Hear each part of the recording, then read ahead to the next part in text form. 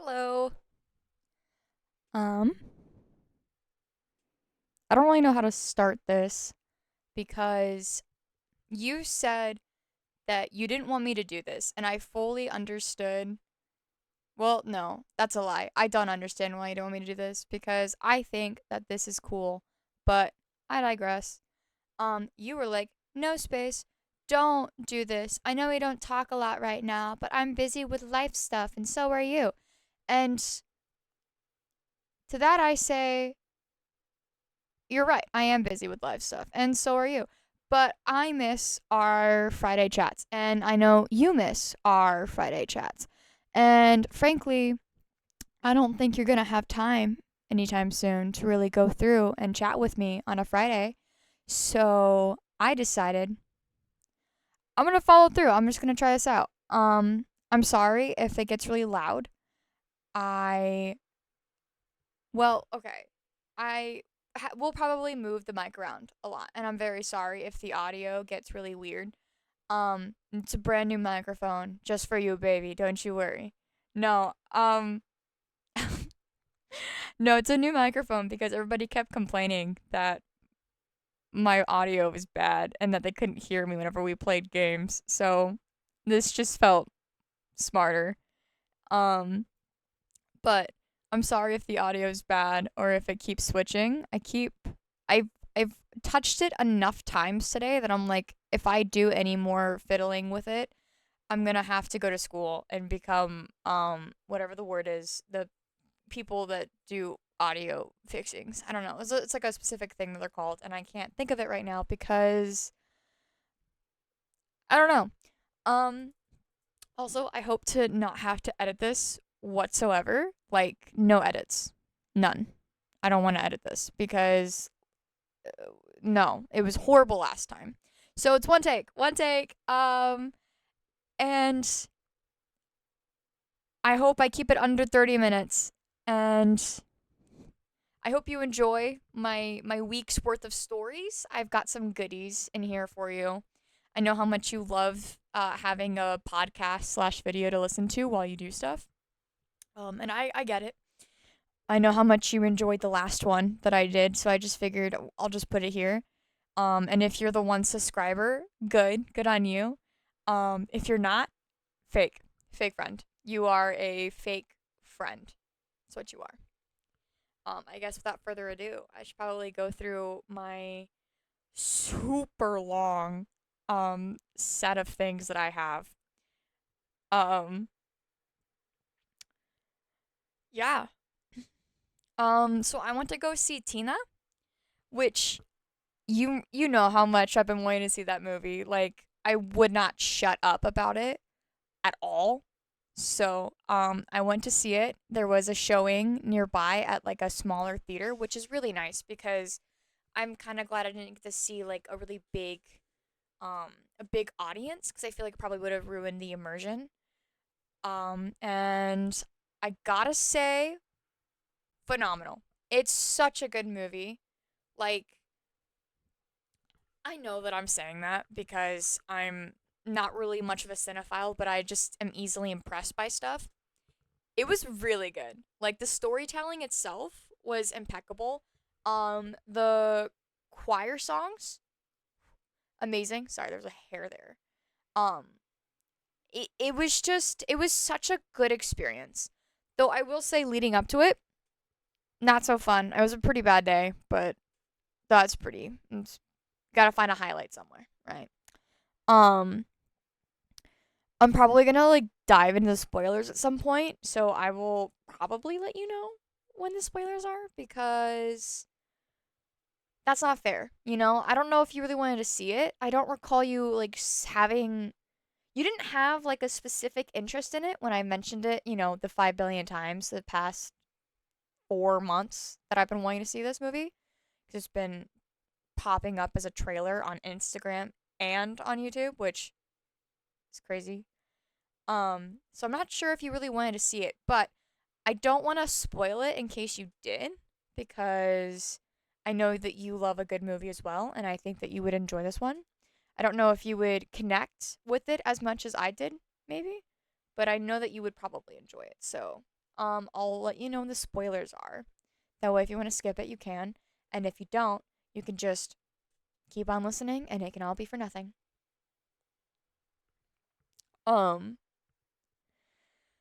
I'm sorry, I gotta skip through all of this.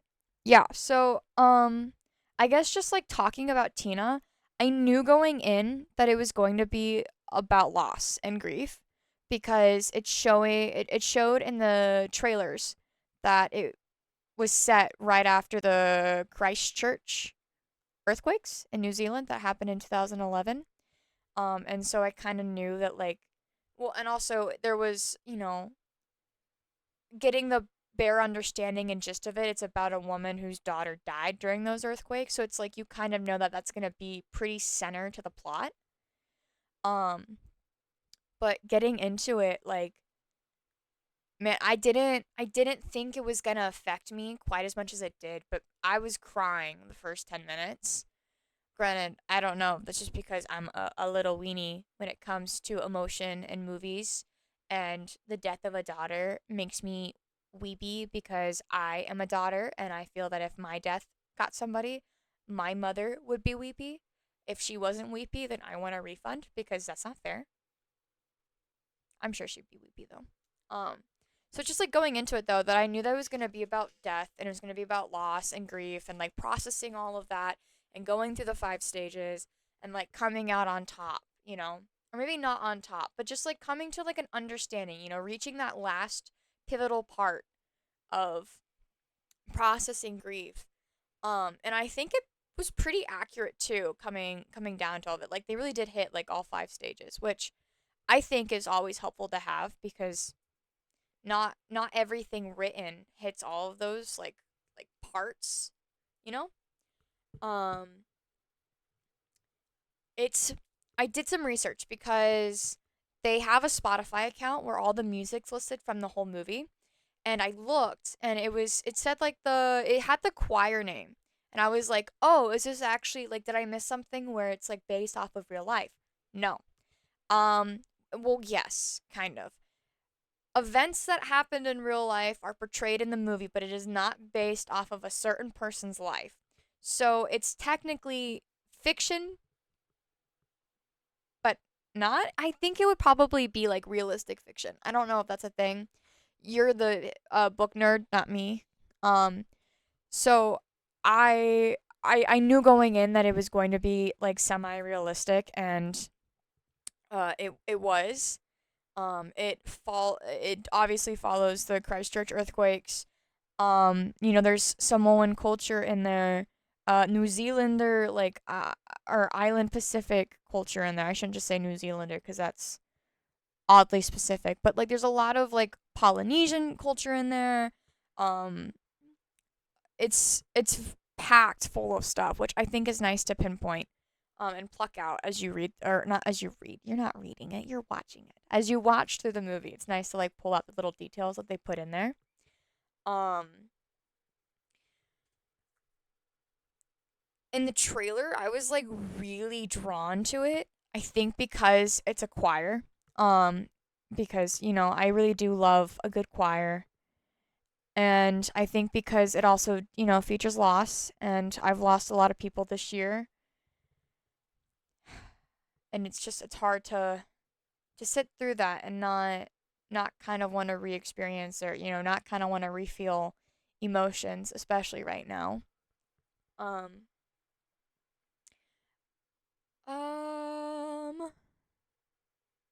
I guess I just like went straight into it. Sorry, I put down notes, but Google, as always, is weird. I don't know why I keep using it. I've never had a good experience when doing one of these with it, so I don't know why, but I am. And I'm probably gonna continue to do so. And I wrote all this at work too because it was that quiet.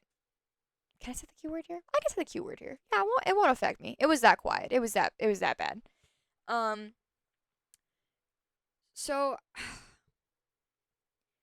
I wrote down that I was really drawn to this because it's about a teacher building a choir and giving kids purpose, especially because a lot of them have also dealt with different parts of loss. and are just like trying to find themselves. I mean, it's about a bunch of high schoolers. And I remember in high school, I was trying to find myself, even though I was in high school. I didn't have to. I mean, I'm still trying to find myself, but that's neither here or there. Um, and specifically, I wrote down that these kids aren't their parents' money because this takes place, or majority of this film takes place where the teacher, Tina, is teaching at a private school. I believe it's a Christian private school, but it could be Catholic. Um, and I know that a lot of like private schools are full of rich kids. Um, and so it's just I kind of want to add that in there of like it's a reoccurring not a common theme, but a reoccurring one because it's constantly like popping up in the background of like, oh, these kids, you know, they're too expensive or whatever, or like they're just, spoiled brats and they don't know honest work. And it's just like really this movie tries to like bring them down to the same level as a lot of people where, they're not considered children of rich parents, but they're children. And I think that was pretty nice, pretty awesome while watching that because it humanizes them. It humanizes them to an extent. You spend a lot of time as somebody who hates the rich or who, wants to eat the rich. I'm putting that in quotation marks, but my hands aren't up. And it's nice to see that, they're bringing their children to a level playing field with the common person because they aren't their kids, you know? I don't know. It's kind of hard to explain, but I liked it. I thought it was nice. I thought it was a cool feature about the movie was that they were really pushing the whole like, oh, they're just children. Let them be children, which is a sentiment that I'm firmly behind. Um,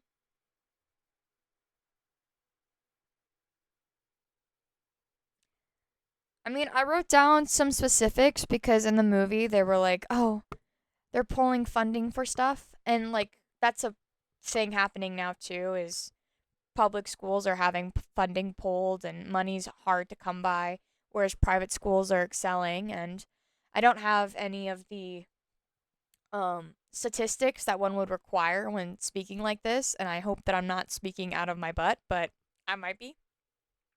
Um, but I wrote down that there was like, you know, reasons as to why these kids kind of had like a social disdain on them, but I don't think it really matters. I think you'd understand, why, these kids wouldn't be as well liked. Their parents are rich, they come from rich backgrounds, they've had everything handed to them, they get the best tutors, they get the best teachers. Case in point, they go to a private school that's one of the best in the country. Like they're constantly getting the best of the best, whereas there's people who aren't and who are having funding pulled and can't go to school and aren't likely to get into the best schools or aren't likely to get the best course of action when it comes to a future for them. So it feels like it's just counterintuitive at this point to really go deep dive into it. There was also subtle and not so subtle racist remarks and like comments in the film. And you know how I feel about racism because this book that we're reading, you and I, that one has a lot of racism and it really makes me like I twitch. Cuz I don't hate it. At the same time, yeah, I don't know. You remember, it's like a whole like it helps pivot the story, but I also just don't like hearing the slurs or just the casual racism thrown around. And there is a bit of that. Um, there's a bit of racism towards the teacher, Tina, and there's some racism towards her students. Um, it's nothing like super major. There's like one fight out of everything, but there's nothing like super major about all the racism. It's just like there's just comments and it's like not nitpicky of me to be like, oh, I don't know, I just want to point it out.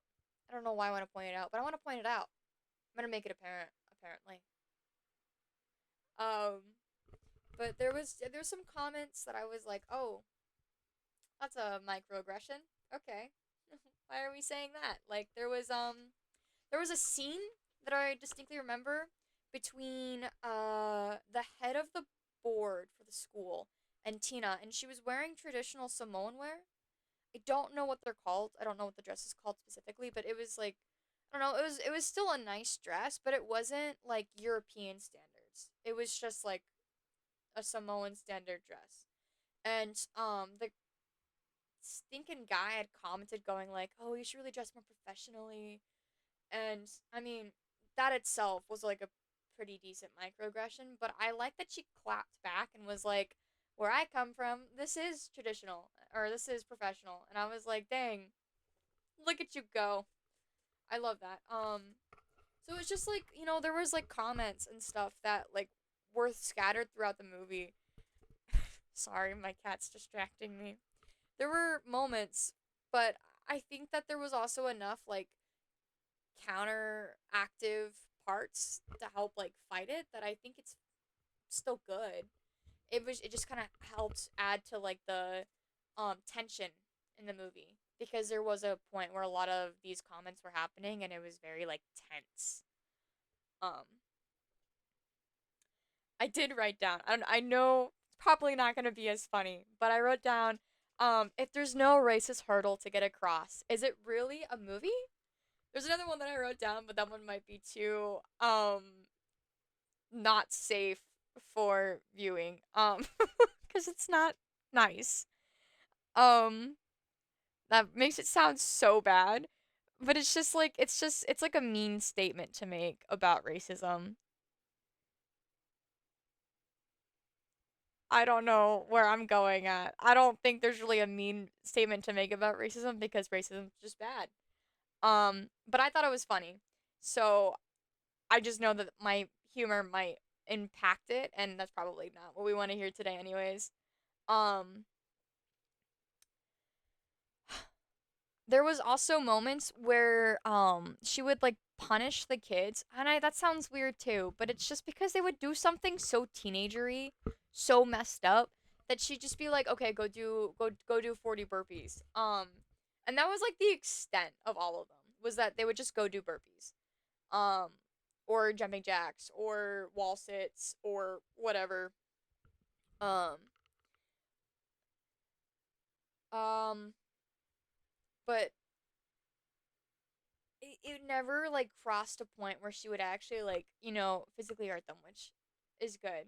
It's just like I don't know, a punishment for getting into a fight with one of the with some of the other students and having to do wall sits because because they know they threw the first punch, or having to do burpees because you put somebody in a headlock and they stop breathing. um I don't know where I'm going with this, but I thought that was also like neat, a little neat thing. Um, ultimately, I am glad that Tina found her way back into music, or at least back into teaching, because before the earthquakes, she was a teacher. She was a really good one, and she kind of lost all motivation after the earthquakes. I mean, as one would too. I mean, if my daughter died, I don't know if I would be getting up and going to work and trying to find a will to live. Like, there's a lot to process, but importantly, she finally found her way back to music.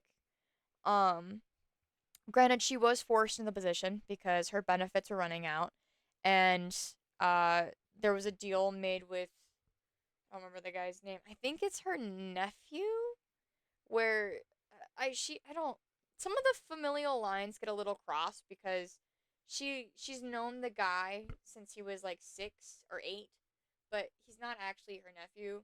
But like her nephew was talking about how like funds are going to be pulled soon because she's not really showing a will to work.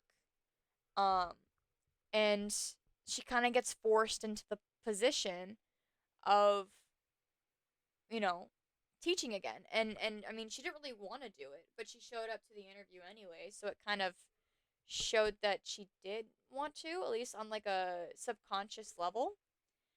Um And obviously, if she had just like said no thanks and given up and just like died in her house, the movie wouldn't have really existed, and there wouldn't have really been like much of a point to the movie.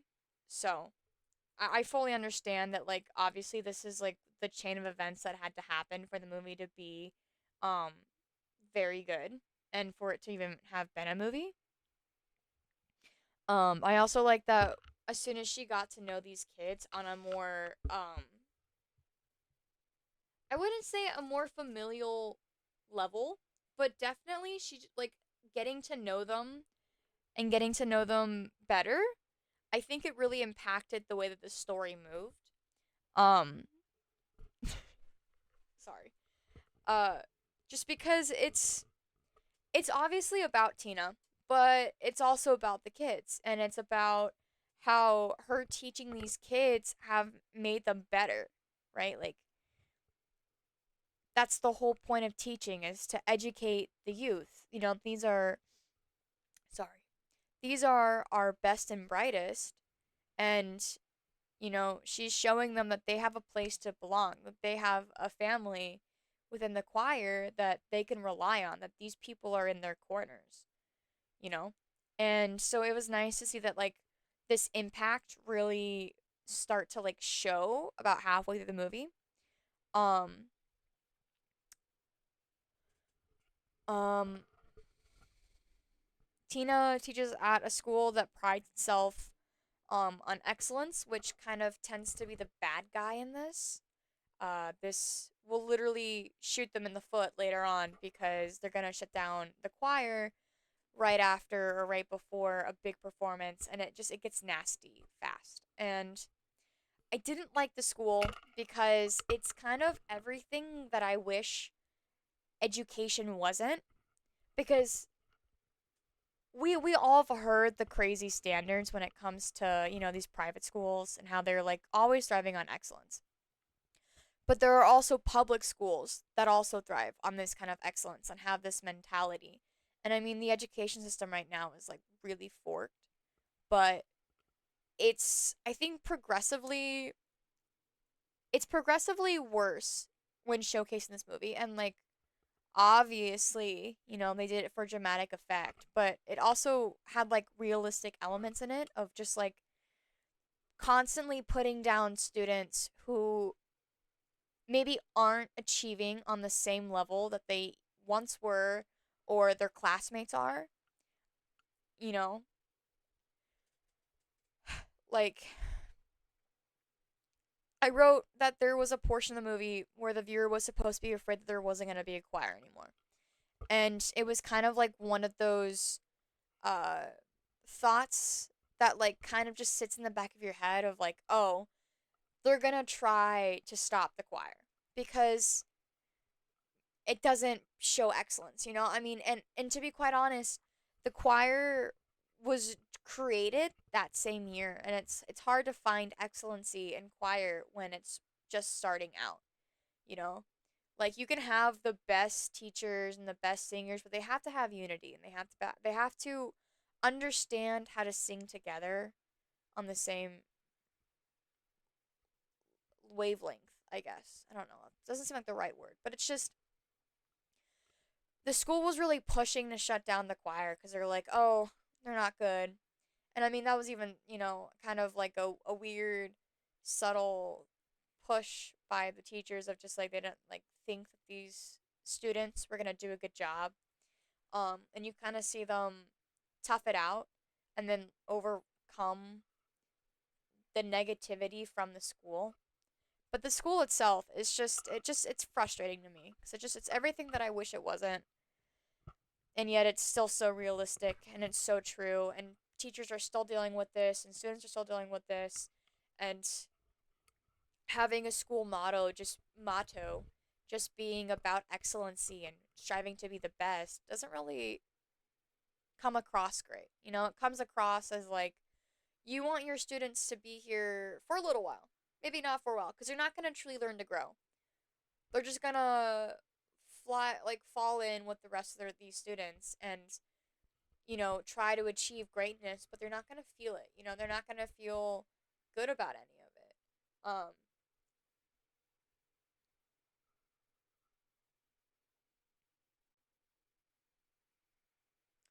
um somewhere in the movie the kids kind of like fall away from each other.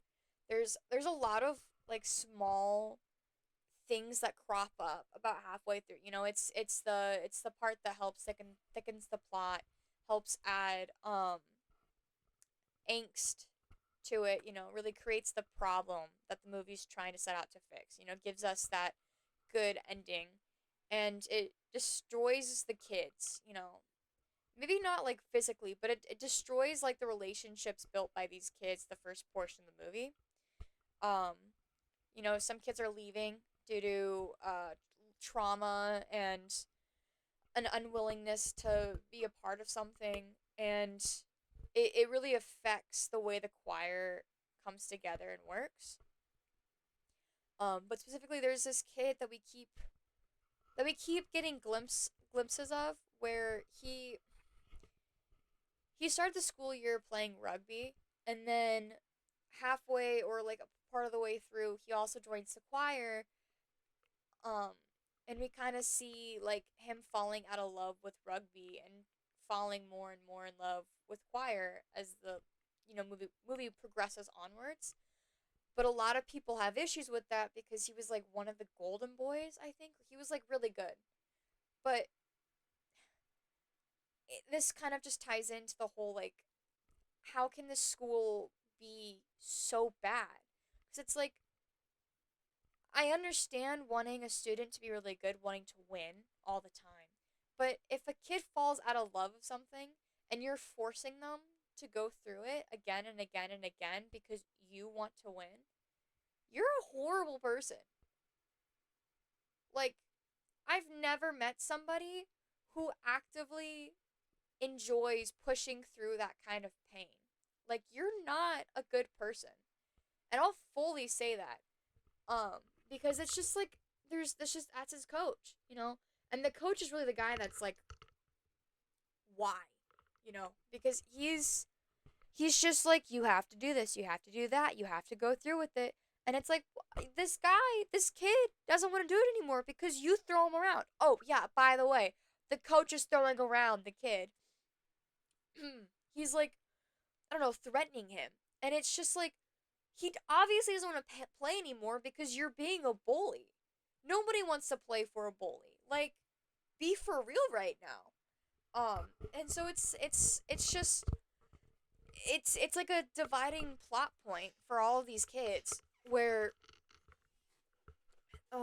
you know, it's just I don't even know where I'm going with this, but it was just I don't know, something that I noticed was that like there was a lot of division. There was um I don't know, like there's still a lot to unpack. And I mean, a lot of it was like loss and death because you know the death was undertoned throughout the movie. There was parts that I was just like, that's an ode to the daughter that passed on. Um, but it's just like, why? You know, why can't you understand that to a certain degree this kid just doesn't want to play for you anymore? Like, why do you have to harm him? You know, he's not doing what you want, so you're gonna hurt him? That doesn't sound like a top school to me. That sounds like you're a bully, that all the teachers are bullies, that the school board is bullied and is full of bullies. Like, you don't sound like you actually want to educate your students. You just sound like you want to win. How can you be a part of an education system like that? But I digress. It's not a real school, or if it is a real school, this is like fake events. So, um, I also bring up racist undertones again because, you know me, it stuck with me very well. Um,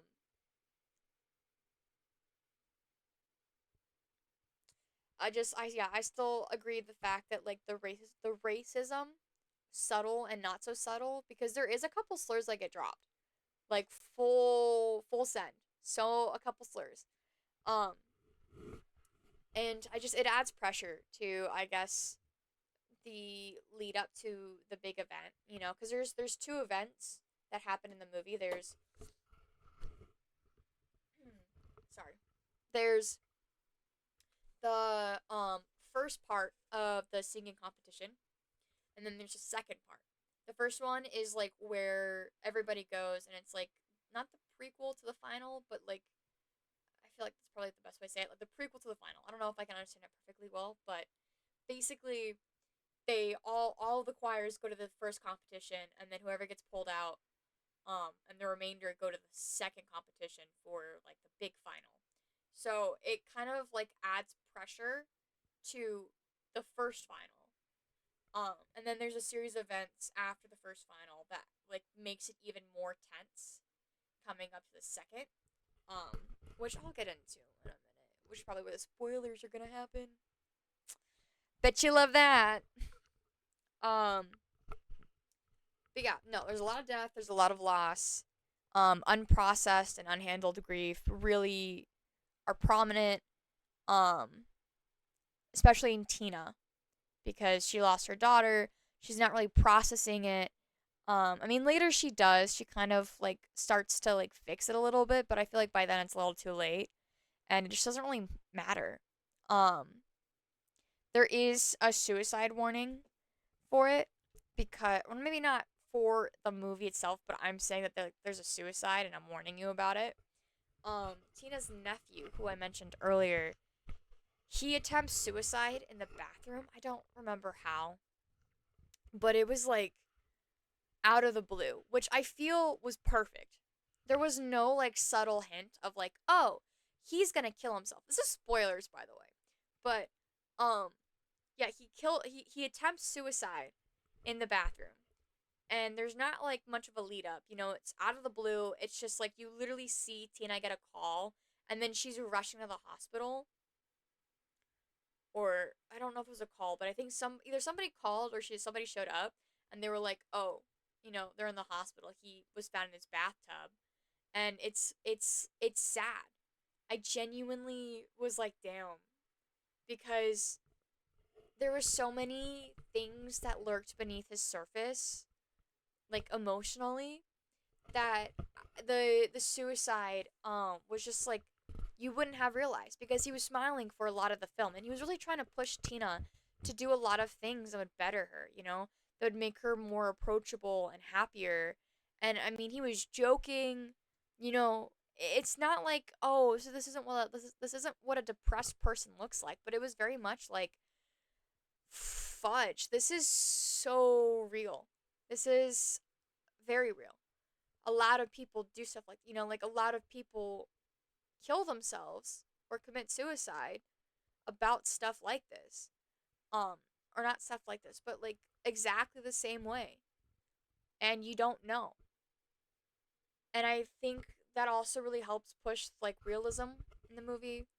It doesn't feel like it's trying to be like a realistic movie. Like this is really full of sadness and despair and frustration and anger and I don't know. I just seeing and I guess hearing all this play out was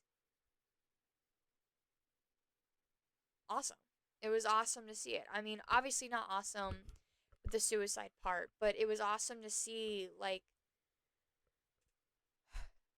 instinctually like what you would do if somebody would commit suicide or at least attempt it. Like I don't know, just seeing it play out was awesome. I think they did a really good job with writing it. Um, I mean, he gets better. He's you as one does, you get better, but you're not fully healed. Um, and we kind of see like a lot of apologies after that. Like I'm sorry I wasn't there. Um, and I think it reimagines that relationship again and kind of like reaffirms the fact that like that is her nephew. I mean, not by blood maybe, but like that's the little boy that used to come trudging up your stairs and eat your food and hang out with your daughter, who treated you like another mom. Like there he is in the hospital bed in pain, um, embarrassed, upset, frustrated, angry, and it's just I don't I don't know where I'm going with this, but I liked it. I thought it was a nice focal point in the movie. Um, there's also grief and loss from a major accident. Um, one of the I don't remember her name because I'm a big dum dum and I didn't write things down. Um, but I guess the girl that kind of gets treated as Tina's adopted daughter. Maybe not adopted. I feel like that kind of replaces the daughter she lost, but I guess somebody that she holds the same regard. Um she had gone through like a big event. It's not stated directly, I don't believe, in the story. It's kind of just like implied and referenced heavily. But something happened. I think it was like a car accident or something. But her entire like arm is just destroyed. Like I'm talking, she's got scarage all the way up her arm. Like it ends about here. And, she can't do a lot of things with her hands anymore. Playing the piano is a hard thing, and she, I guess, really enjoyed playing the piano, or I guess just enjoyed playing instruments in general. And it's hard to have that tension again in your fingers because her hands destroyed. Um, and you kind of see her process that like loss, loss of fine motor skills, loss um of dreams, because she's out of school for excellency and in music, and that's a scholarship. She could have had like scholarships out the door, and something happened and her arms screwed up. Um, and you also kind of see her like handle that kind of loss. I think she does what I would do, where it's like, yeah, I probably would get fed up and I'd throw my meds down the toilet, and I probably would lash out at people. Like she's not okay. She's really going through it. She's having a hard time. So I look at the counter and it keeps going up the more I talk about this. We're at 37 minutes. I'm so sorry. No, I'm not. No, you deserve this. You get to hear all about this. Um, but she like goes through a lot. Um, and maybe it's just like white girl to white girl is what it is. I feel bad. But it's just like she lost a lot of opportunities that could have been easily afforded to her. And I think she spends a lot of the movie trying to understand and like restabilize herself back to um how how she was before her accident.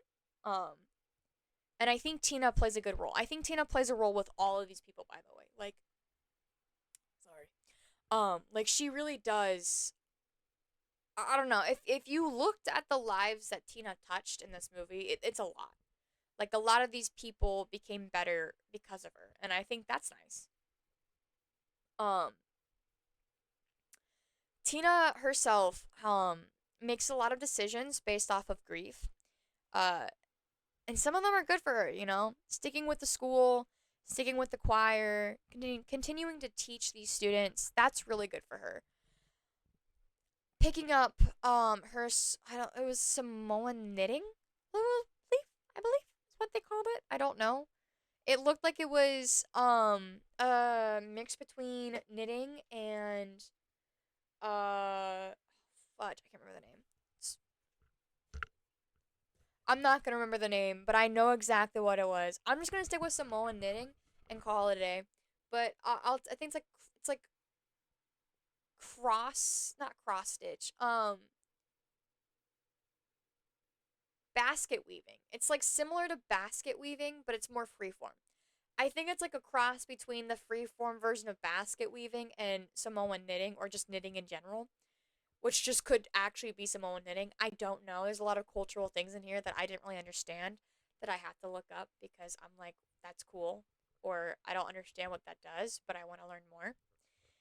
Um, but she does like she picks that back up, and there's like some stuff that like really like she's like kind of trying to fix herself. She gets pushed into going into free counseling, and then she kind of just decides to go on her own accord. So it's like she's actively trying to get better. Um and I think that's nice. I think that's neat. And then now here's the big spoiler, the really big spoiler. Um, Tina dies at the end, which sucked. Let me tell you, I cried like a baby. Oh my gosh, I was sobbing.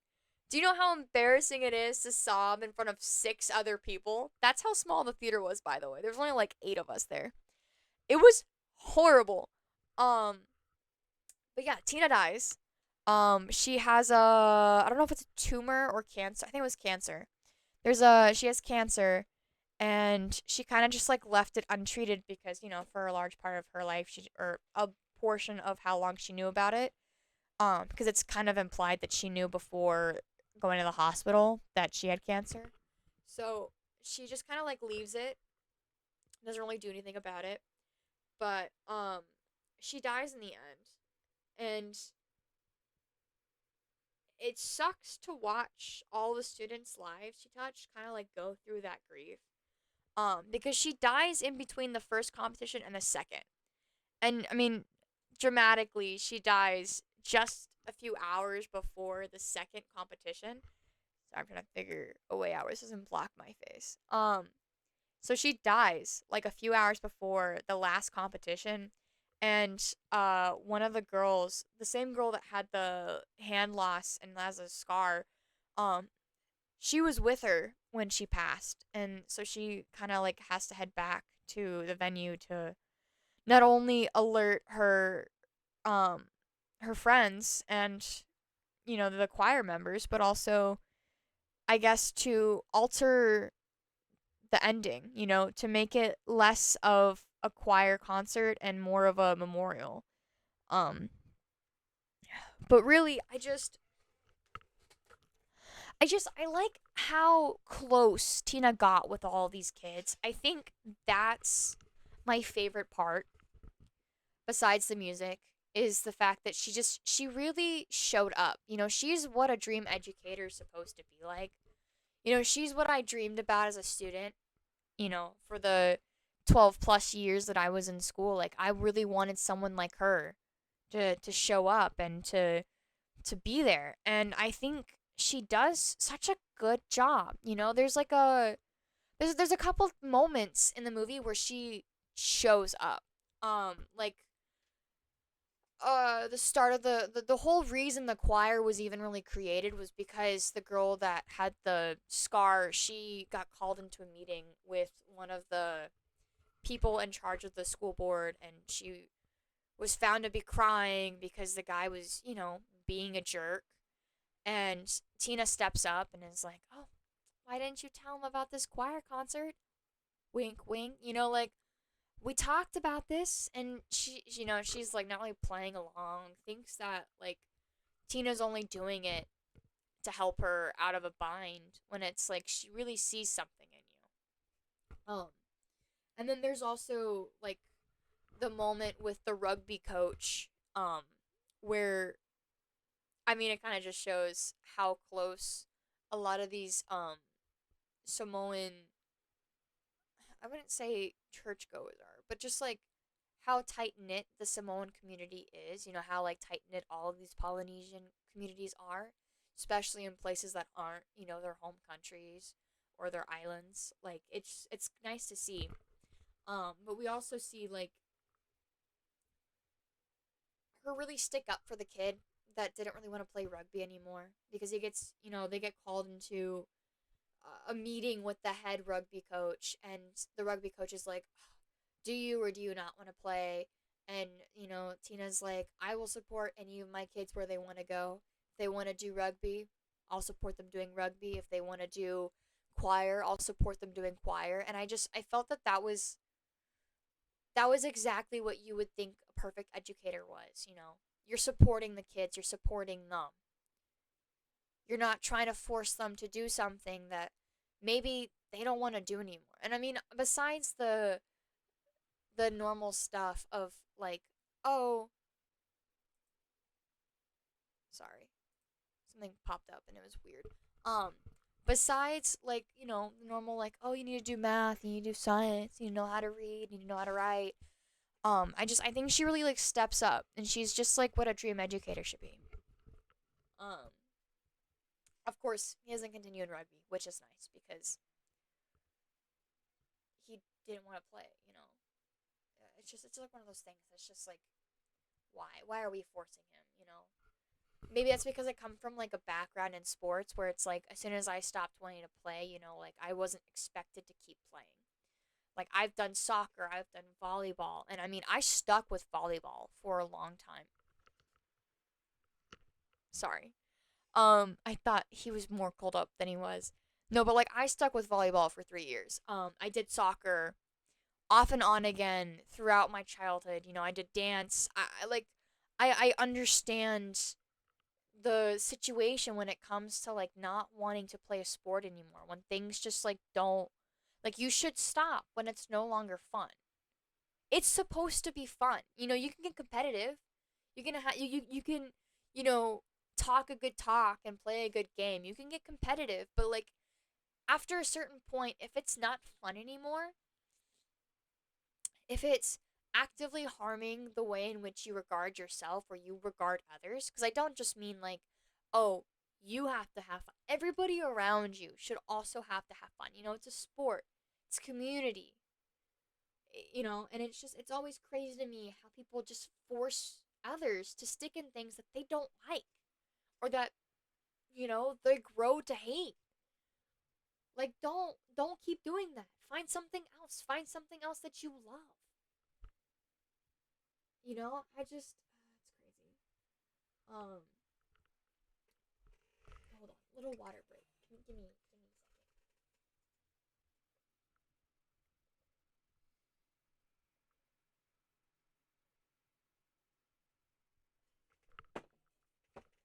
second. She also helps her coworkers too, which I think is fitting. There's a guy that was stepping down from the board and quitting the school, who she basically convinces throughout the entire movie that his place is with his kids. Um, he couldn't have any because his wife passed away, and there's a whole thing. But she basically convinces him throughout the entire movie that like he shouldn't leave. He should stick around. He's a fine educator. He should help these kids out because he also believes in them. He's just like her. He believes that they can do so much and that excellence and perfection is not worth it over all of these other attributes. These kids learning valuable skills. And it's very interconnected, and I love it. I love this movie so much. I just love it so much.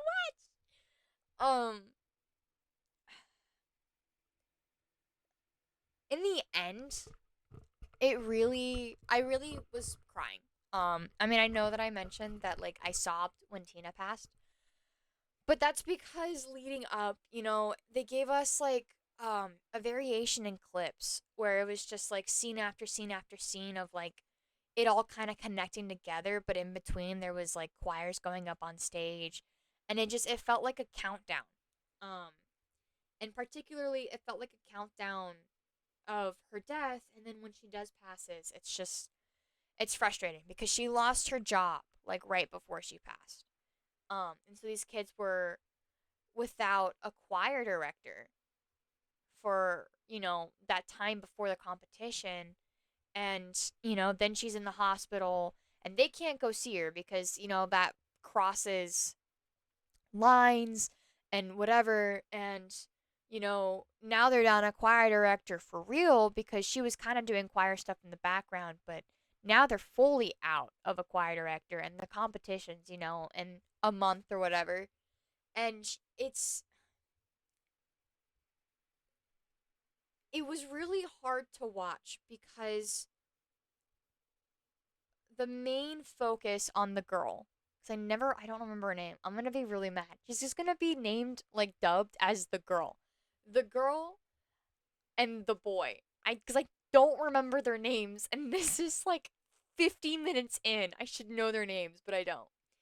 Um, the girl, sits with Tina before she passes. Like she was there. She literally put aside everything for her mom to drive her to the hospital and then to drive her to the venue because she just cared so much about Tina. And I think seeing the grief on her face, it was just like another breaking moment, you know? It kind of just like pushed the emotions forward, and it just it made me cry more, okay? I'm man enough to admit it made me cry more. Um and then she just like right after she just gets up and she goes to the venue for the competition, and she tells them, I guess, and it's like not even vocalized. It's just in her face. Like they look at her, and I think someone asks a question and she just shakes her head no. And they all understand that like Tina's passed. Tina's no longer with us. And I think that hurts. I think a lot of this just hurts. Um and then there's like a moment right after where the girl is like, "Hey, I can't lead off. I have to go do something." And so she like puts her duties onto another, and then she's like gone for a little bit, and they walk on stage, and that portion, the final portion of the movie plays out because this is the last competition. um and I want to also say is Tina and the girl got really close. Like Tina, like they got so close that Tina her gave the girl her daughter's old hair clip, the same one that's kind of like been connected to her daughter, and it's like a gift of sorts, and that hurt a lot because for a while there Tina was seeing like her daughter at the bus or in like random places, and it hurts. Okay, Sam, it hurts a lot. um and she changes, the girl changes, and she's gone, and they're like walking on stage without her, and she meets them up there, and she's like changed into traditional Samoan attire. I don't know what it's called. This is part of the confusion that I had, is like I don't know anything about Samoan culture. All I know is from this movie, and now I have to look it all up. But she's changed, and it's just like the change, when she changed, it changed like the feelings that you're getting from the choir. And then they start singing, or maybe they were singing before she showed up. I don't know. And slowly throughout the sequence of them singing, like their faces will start to change, and they're like visibly crying and heartbroken, and it just gets like harder and harder to watch without kind of crying yourself, because it's like they're going through grief. Like this is sunk into them that they're never seeing their teacher again. And I mean, I think part of it is because the song they were singing was about going home. Um, there was like direct connotations of like going home, and it was chosen because I don't know. I don't know if this was the one that they chose, or if this is the one that the girl chose, because yeah, they got that close that the girl got to pick a song for the competition. But it was just like about going home, and I guess like you can connect that to like the soul going home. And I don't know, it broke me further and further, and it hurt a lot to watch these like kids cry and like sob for their teacher. um a lot of people were there that were like in the movie. The educators that she kind of helped change, not the horrible people that were in charge of the board that fired her, but like people that were close with her at that school, friends from before, just people that she made an impact on their lives, and that was nice. And that's kind of why I feel like it's more of a memorial than anything else, is because like she made this impact, and in return, they're singing for her, about her. I don't know how to say it, but it just, I don't know, it feels like a memorial. I hope that when you watch it, or if you do watch it, that you'll like know what I'm saying. um there's like some repeats and like some nice like full circle moments. um in particular, right at the beginning, Tina's daughter is singing a traditional Samoan song with Tina over the phone as she warms her up, because Tina's daughter was auditioning at the Christchurch for a scholarship or a school. I think it was for a school. I think it was for Cambridge. And that was why she was there, was because she was auditioning. And there's a song that they sing together in the beginning that finds its way in the choir towards the end. And it's just like a nice like full circle moment of like it was sung between Tina and her daughter, and now it's being sung by these kids that were, educated by Tina for Tina. That makes any sense? Um, yeah. I liked a couple of scenes. There was a lot of scenes that I actually really liked, but most of them I think are attributed to just like the choir. Like there was the scene with the hair clip between Tina and the girl, or the big fight that occurred where this tiny girl, this tiny thing of a girl literally jumps on the back of somebody and like throws them into a headlock and just cuts off all circulation. And they just stop breathing. Like I shouldn't laugh, but it's just like so funny remembering how like she literally had to climb the person to get up there. Um or there was a scene that happened at the church that Tina attended where they were figuring out the choir name, and the name they chose translated to like sausage something, and it was like so funny because it was said so seriously. um but there's just like so many good things to love about this movie, and I think that you would love it. This is just an hour of me just trying to push my Tina agenda on you. Sorry, not sorry. Um the music selection was really good. They chose Samoan traditional songs as well as traditional choir music. It was pretty good. It was really good. I did want to mention some of the cultural things that I like was kind of confused on, or still kind of am confused on, is Tina's church. She makes an offhanded comment about how if you want to sing in the church, you have to wear white. And I don't know if that's like specific towards Samoan culture or if that's like a Christian thing, or like I don't know, because for me growing up, whenever I'd go to church, because I was Christian for a long time, whenever we'd go to church on Sundays, it was just like you wear formal attire, you know? And later when I would attend mass for holidays like Christmas Eve mass, it was still formal attire. It wasn't, it's not like, gala formal, but it's like you look your best. You dress nice. You're not wearing like a tux, but you are wearing like a collared shirt and a tie, or like a long skirt. You're wearing something that is practical but is also like very nice. And so I don't know, like that was one of the things that I was like, is that like what is that in reference to? But I'll just like look that up later and I'll let you know. I'll let you know. Um Also, all of their music is on Spotify, so if you don't see the movie, you should definitely listen to the soundtrack because it's pretty good. Um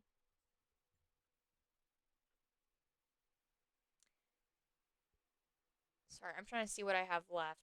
Okay, cool. Yeah, I'm almost done. Oh, look at you. Um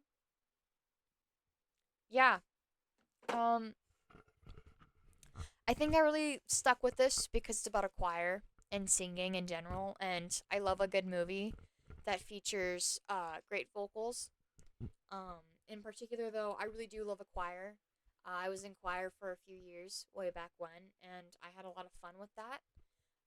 I love a lot of songs sung by choirs. There's the Stellenbosch Choir, which is one of my favorites. The Stellenbosch Choir is, I believe, a part of one of the universities in Africa, but I don't remember which university in particular or what country in Africa, which is just so helpful. So I'm really focused in on that choir. But their rendition of fun some nights. That sounds wrong. Their rendition of some nights by Fun. is really good.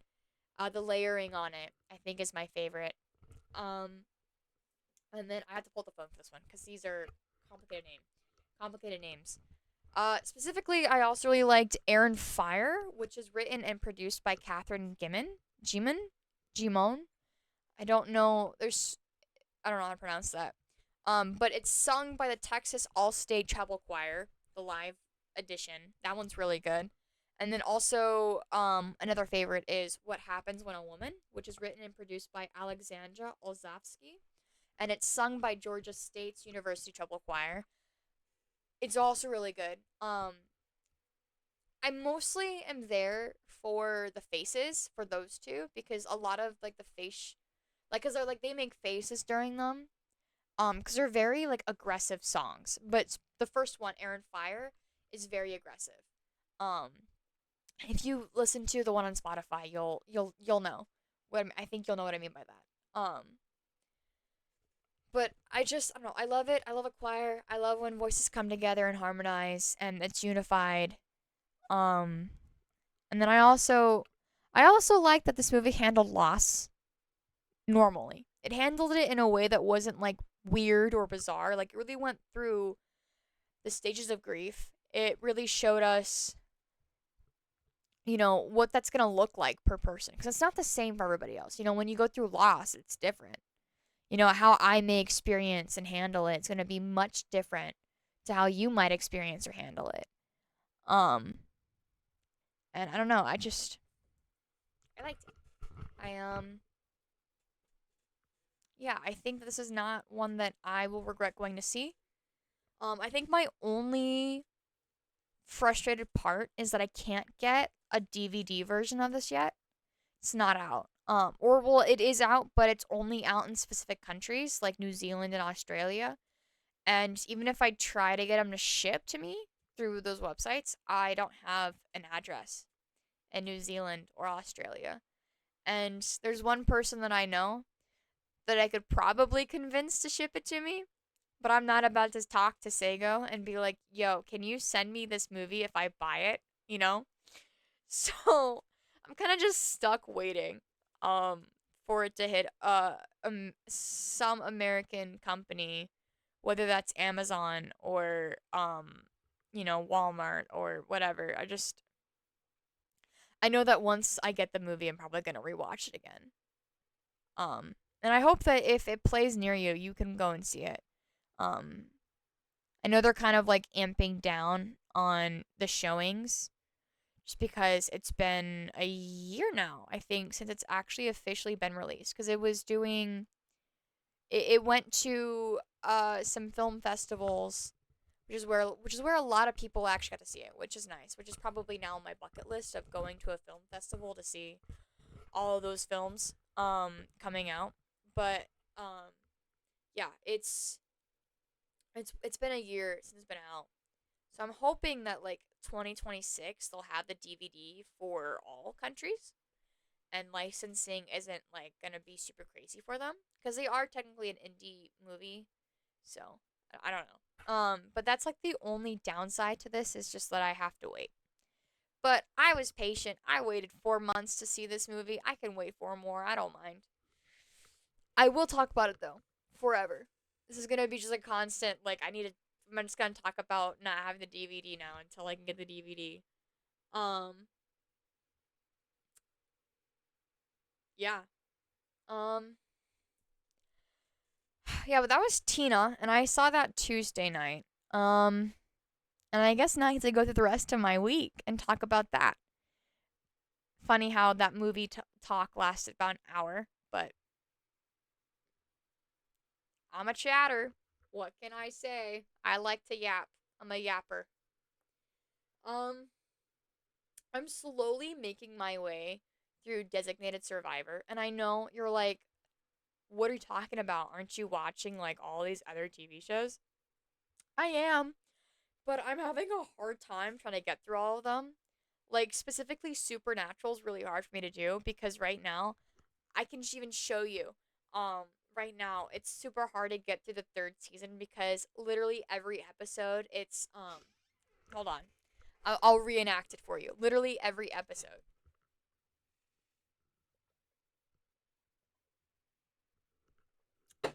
in season 3, I'm sorry for spoilers, is okay. Besides Dean or Sam, and this is Dean. Okay. Dean, how could you sacrifice your life for me? I was supposed to die. Because you're my brother, and you're supposed to live, and I was supposed to die first anyways. I refuse to let you die, Dean. That's just, you're so selfish. That's fine by me, as long as you don't die. How can you say that? Did you always want to die? And it's just that over and over and over again. It's literally every episode. Every episode, it is something like that, and it's just so hard to get through because I'm just like, shut up! Oh my god, you guys, Jesus. So that's Supernatural, and then you're probably wondering, well, why'd you stop watching Interview with the Vampire? It's because every time I turn it on, I would end up eating food, and something would happen, and I just couldn't keep eating food while watching that. They got too gory, and I don't know. I'll probably pick it back up again soon. Just I can't eat it, or I can't eat while watching it. Apparently, actually, along those lines, I'm pretty sure that what I have to just start doing now is something that my dad does, which is just he's such an old man, and I love him. He basically turns the TV shows he's watching into like a cable guide, where he'll start the night out watching like The Rookie or 911, and he'll watch one episode, and then he'll go to something else, and he'll watch like an episode of like, so it'll be like 911, one episode of that, and then he'll move to Criminal Minds, one of that, and then Person of Interest, one of that, and like he'll make his way through, and I think that's smart because what I tend to do is like I'll watch it until I get tired of it, so I'll binge it. I'll binge, like episodes 5, 6, 10. That's what I was doing with Supernatural, was I was binging episodes, and then I'll get tired of it. And so I think that's just like what I have to do is just start doing it like one by one because I I don't think I can. Um, but yeah, and I've mentioned the book a couple of times, but I've made it a little bit farther. I'm on like page like 213, I think was like last I checked. But the reason that's like hard for me to get like really hard, like far right now is because there was something that happened like a few chapters ago that's kind of just like made my stomach roll in a way of just like not being enthused. And I know what you're gonna say. Oh, Space, if you can't keep reading it, whatever, I totally understand. Like, you don't have to finish it. I picked a really big book. I know that it's like it's a lot. And it's not that. It's just like, I don't know. It's just like my own shit. And it's just like hard for me to read through. So, but it's just like, it's taking me longer to get through it. I'm pretty sure you're still far behind than I am because I think you just got the book back again. So I'm just letting you know where I am on that. Um, Job hunt's going horrible. I mean, I'm glad that I have a job, but looking for another is just, whew, man. Oh man, it's bad. I called, yeah, on Tuesday. Yeah, this is Tuesday. Kind of like added to the whole like not having a good day. Um, on Tuesday I called Old Navy because I had applied like over a month and a half ago. I think I told you. And I called them, and they were just like not really wanting an interview. It sounds like it was just like, oh, we're obligated to like get you an interview, and I didn't even get an interview because they're like, oh, we're not hiring next week, and it's just like, this is weird. Like my application's been with you guys for a month and a half. Are you what? And then there was a call that I had to make towards a private retirement facility. Cause I had an interview with them, and they were supposed to call me, and then they didn't, and I was like, well, I gotta track this down, cause I don't know what's going on, and I don't want to sit in the dark. I called them, and then they were like, oh, we actually hired for that. sorry. And I was like, okay, well, at least you're telling me now. I guess that's the silver lining is at least you're telling me now, and I'm not playing the game of waiting. But since then I've applied to a lot more jobs. Um, and I'm probably gonna apply to a lot more. Um, yeah. Okay. I hope that you're safe. Hope that you're happy, you're healthy. Hope that you're smiling, that this brings a smile into your face. Um, I love you platonically. Yeah, there we go. Yeah, I'll see you later. Um, you know how to reach me. Bye.